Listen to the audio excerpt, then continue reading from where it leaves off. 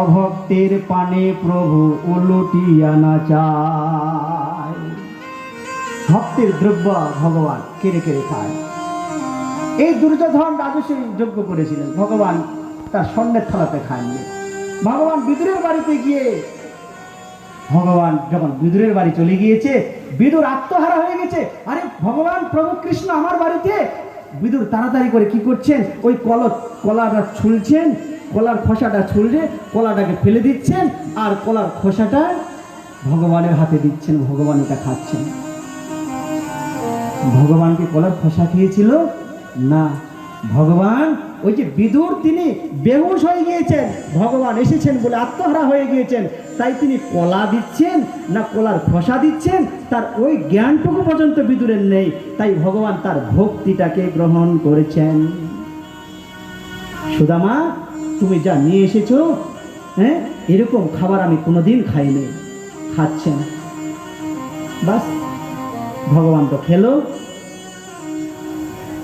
অনেক আলোচনা হলো, বাড়ি যাবে এখন। আর কতদিন থাকবে? বন্ধুর বাড়ি কতদিন থাকা যায়? অনেকদিন থাকবে। বাড়ি যাবে, রাজ পোশাক পরিয়েছিল, পোশাকগুলো আবার খুলে নিচ্ছে বন্ধু কৃষ্ণ। মনের দুঃখে বাড়ি যাচ্ছে, আসলাম, আমার হাতে কিছুই দিল না, আমার হাতে কিচ্ছু দিল। মানে বাড়িতে যাচ্ছে, মনে মনে চিন্তা করছেন। কি চিন্তা করছে সুভদ্রা? সুদামা চিন্তা করছেন, অহং দরিদ্র পাপিয়ান কহ কৃষ্ণ শ্রীনিকেতন ব্রহ্মবন্ধু রীতিস্মাহ বাহুভ্যাম পরিরম্ভিনঃ। দেখুন কত পজিটিভ চিন্তাটা কত সুন্দর। আমরা হলে কি চিন্তা করলাম?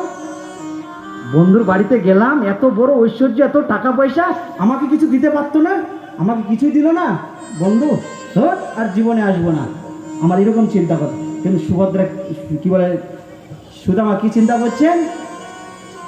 সুদামা চিন্তা করছেন, অহম দরিদ্র পাপিয়ান, আমি কোথায় দরিদ্র, আমি কোথায় পাপী।